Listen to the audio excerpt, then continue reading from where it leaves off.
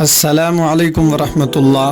दोस्तों, एक नेक शख्स का वाक़या लेकर के हाजिर हुआ हूँ। पूरा सुनिए, मुकम्मल सुनिए। बहुत ही अच्छी वीडियो होने वाली है, बहुत ही इंटरेस्टिंग वाक़या है, इसको गौर से सुनिए। दोस्तों, दुनिया की ये ज़िंदगी लम्हों की है, लेकिन आखिरत की ज़िंदगी हमेशा रहने वाली है। हम अक्सर समझते हैं कि नेकी सिर्फ बड़े बड़े अमाल का नाम है, लेकिन हकीकत ये है कि कभी एक पुराना कपड़ा, कभी किसी को चंद कदम सहारा देना या एक आधी रोटी भी जन्नत के महल का सबब बन सकते हैं। आज मैं आपको एक नेक शख्स का ऐसा वाक़या सुनाने जा रहा हूँ जो मरने के वक्त 3 जुमले बार बार दोहरा रहा था। लोग हैरान थे कि ये जुमले क्यों दोहरा रहा है, लेकिन जब राज खुला तो सबके दिल कांप गए। आइए ये ईमान अफरोज वाक़या सुनते हैं। कहा जाता है कि एक बस्ती में एक नेक और सालिह शख्स रहता था। वो बज़ाहिर एक आम इंसान था, लेकिन उसके दिल में ईमान और नेकी का चिराग रोशन था। वो दूसरों के लिए आसानियाँ पैदा करता, गरीबों की मदद करता, मस्जिद का खादिम था और हमेशा अल्लाह के जिक्र में मशगूल रहता। वक्त गुजरता गया और वो नेक शख्स बुढ़ापे में दाखिल हुआ। आखिरकार एक दिन उसकी रूह कब्ज होने का वक्त करीब आया। बिस्तरे मर्ग पर वो 3 जुमले बार बार दोहरा रहा था। काश ये नया होता, काश ये दूर होता, काश ये मुकम्मल होता। लोग हैरान थे कि वो ये अल्फाज क्यों दोहरा रहा है। कुछ देर के लिए वो बेहोश हो जाता और फिर होश में आकर यही बात दोहराता, बार बार यही बात दोहराता। बिला आखिर वो दुनिया से रुखसत हो गया। उसके इंतकाल के बाद बस्ती के एक सालिह शख्स ने उसे ख्वाब में देखा। वो जन्नत के बागों में खुशहाल नजर आ रहा था। उस सालिह शख्स ने उससे पूछा, भाई तुम आखिरी वक्त में बार बार ये 3 जुमले क्यों दोहरा रहे थे? वो नेक शख्स मुस्कुरा कर कहने लगा, इसके पीछे 3 छोटे छोटे वाक़यात हैं। एक दिन मैं रास्ते से जा रहा था। मेरे पास एक नया कपड़ा और एक पुराना कपड़ा था।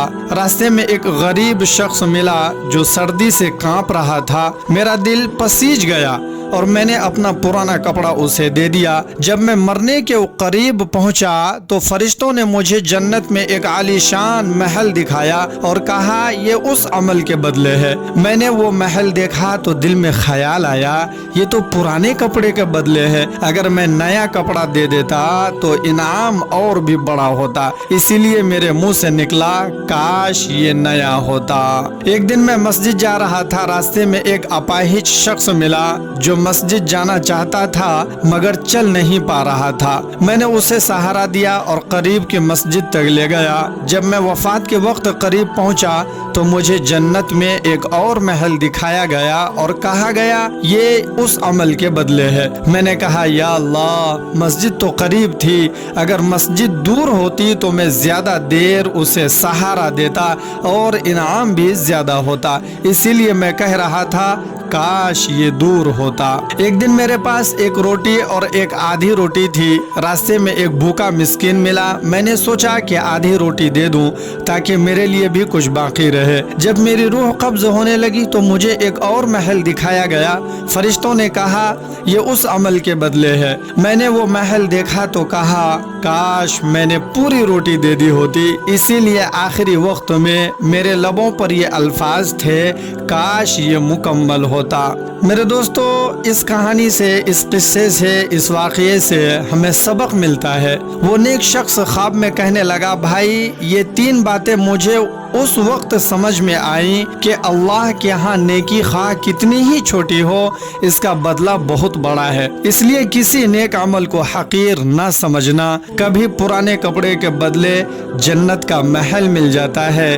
कभी किसी को चंद कदम सहारा देने से रब राजी हो जाता है। किसी बेसहारे का सहारा बन जाने से राजी हो जाता है।